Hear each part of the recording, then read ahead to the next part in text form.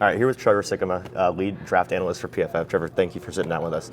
First question, we're going to kind of scattershot it, talking mostly about the Titans, but the first is a draft philosophy question.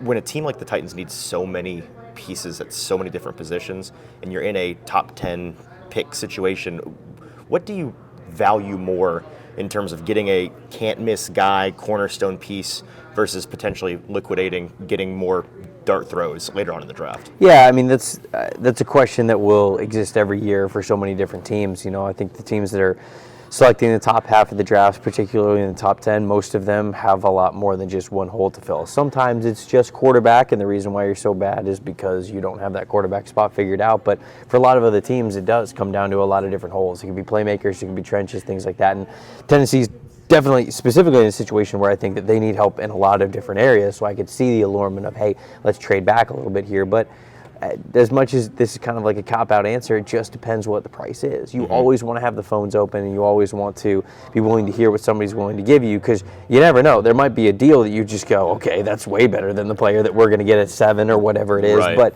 you know, it's the way that I say it is this. The most important part about the NFL draft is picking good football players. The better odds that you have to get good football players come the higher in the draft order that you are. Sure. And I mean, there are still guys that go number 1 overall that bust. But Right. a lot of the great players in the league that stick around a long time, that are franchise cornerstone guys, they traditionally come within that first round. And the higher you get, the better chance that you have. So that is the main name of the game. But there is that little mini game of like what Arizona Cardinals did last year. They were sitting at number 3. They had Paris Johnson Jr. probably as the guy that they were going to take anyways. They get to number 3. He's on the board.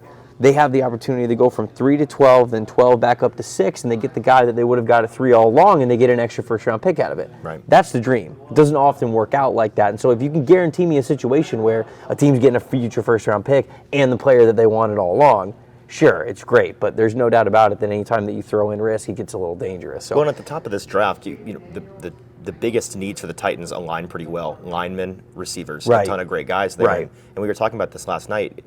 The Titans bring in Bill Callahan, father of the son who's now head coach. Yes. Weird situation there, but he's a guy that is revered around the league as like a guru with the offensive line. Yes. And I asked you, how much of an impact can a guy like that really have on the rank and file offensive lineman? Is that something that is fair to bake into your team building? Like, hey, we can have this guy make up for some deficiencies if we can't quite fill every need on that line. yeah, you don't want to get like overly confident with that, Sure. because then you'd be looking at your roster through rose-colored glasses, and you never want that, right? I know that you have some guys in the building, and it's tough, like right when a regime change happens, but there's certainly some guys in the building where you go, yeah, you know what though, like I like him, like I like what he could be, I like who he could develop. That's a healthy way to approach it, but you cannot then ignore a lot of what has held them back. Like, you have to be really honest about your situation. So you don't want to go through things like not being able to see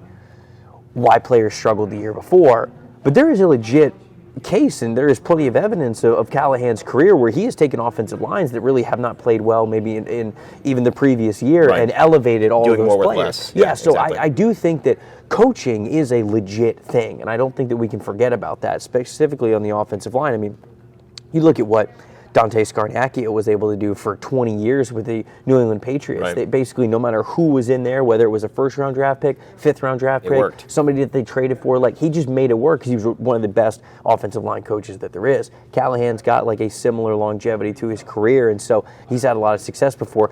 I would believe that. I don't think that the Titans are going to make no changes on their offensive line, but they can't not. Right, Exactly. but let's say it's a pretty similar group. I think it will be a better group than it was the previous year because of his presence Just there. because of him. So yeah. Yeah, well, if they go line in the first round, they're in that range of, is it Alt, is it Olu? It seems like the consensus is Alt is the slightly better prospect, but if they were to trade back, or if Alt goes to the Chargers at 5 and isn't there for them, and they are really set on offensive line at 7, how big of a step down from Alt is it to Olu? And are people maybe overlooking how good a prospect he is? No, I don't think it's that big of a step down. I really don't. I think that Alt is a really rock-solid offensive tackle prospect, the guy that could play in this league for 10 years as long as he's healthy enough to do so. I really do.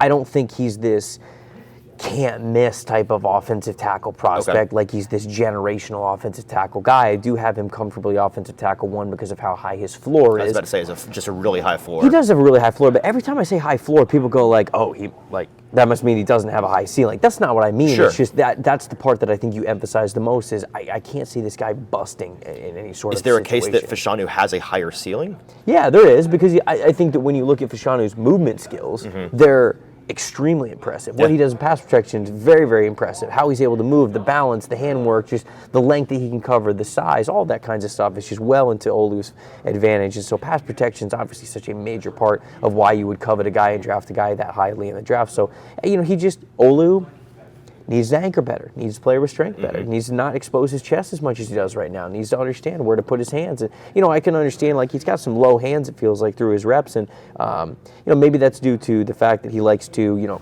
shoot the hands up, creating that leverage, getting inside. And, I understand the technique and everything, but sometimes his hands are so low that he gives away that chest. And we saw that in the Ohio State game. So, I think all of these offensive tackles are really great. But I'll say this, just as to build off of that question.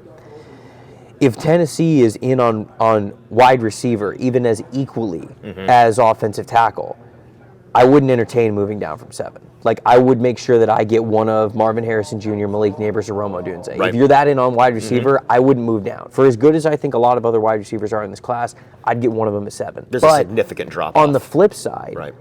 I wouldn't have that big of an issue of moving down from 7 to somewhere in the middle of the first round to still get a really good offensive lineman that you're bringing in, just maybe not Joe Alt. So that's kind of the way that I would go about it. Wouldn't be moving down if wide receiver's the target. So are you seeing it as less of a drop-off from those top 2 tackles to the next couple guys than from the top receivers too? Yes. And I think that just is more of a compliment to how good I think those top 3 wide receivers are. Because I think that Joe Alt, I think that Talise Fuaga, I think that Olu Fashanu, like all of those guys are starting caliber offensive tackle type of players. And I think the same could be said for Amarius Mims at some point, for J.C. Latham, maybe for Tyler Guyton. I think that Jordan Morgan at the Senior Bowl struggled a little bit. I wonder if he's more of a guard. But, those guys I could all see starting at the tackle level or at the tackle position at the NFL level. So that's kind of where I'm at for offensive tackle and how I see those if you caught wind of Titans brass interviews earlier this week here, they seem pretty intent on if their guy at receiver is there, they want a playmaker. And so it may be a matter of taking receiver at the first round and going with a tackle in the second, early in the second. Are any of those guys that are in that kind of range, Patrick Paul, Kingsley Suamatea, do any of those guys stand out to you as potential value picks early in the second round? Yeah, absolutely. I mean, Suamatea is one of those guys who I liked more than I thought that I was going to on tape. When I first initially watched him, I was like, man, I get it. Former 5-star, moves very, very well. Yes. But he just didn't really, him and Tyler Guyton kind of have the same problem. They're both incredible athletes.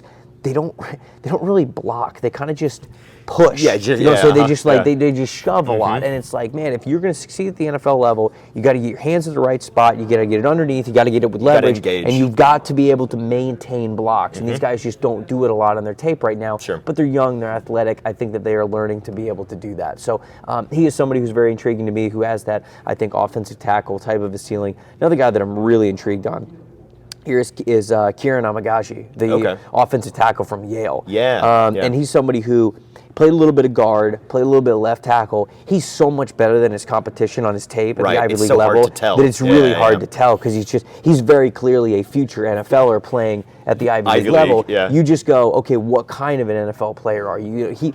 He's somebody who I might like better at guard, but his pass protection abilities at tackle were so good over the last 2 years, I'd almost let him fail a tackle before I put him at guard. So he's somebody who maybe a similar situation to how we viewed Peter Skoronski last year. And I know that they kicked Skoronski inside immediately.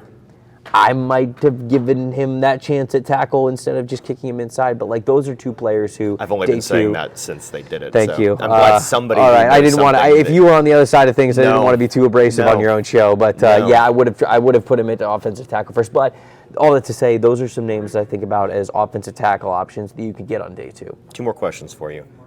On the receiver side of things, later in this draft, are there any guys that you have studied that just pop as this guy might be on day 3, and I think somebody's really going to get away with murder here. Like, this is crazy that this guy is available here. I think that he could be an impact player early in the NFL. Dude, there's a lot. There really are, and I don't think that all of them are going to work out just because it's a numbers game. Sure. It's just like I don't think so. But guys like Jermaine Burton from Alabama, I'm way high. I have a second round grade. Why aren't people talking? I have a him? second round grade on Jermaine Burton. I hear nothing about Jermaine I hear absolutely nothing about. And look, he's got a little bit of a temper. He plays a little bit fiery, sure. so I wonder if maybe if he was a little bit of a headache for Alabama or Georgia. So that's why I wonder, because, and I'm not saying that he is. I don't know for sure if he is. I haven't met him before. But his tape's too good for us to not be talking about him at all whatsoever. So Jermaine Burton is one.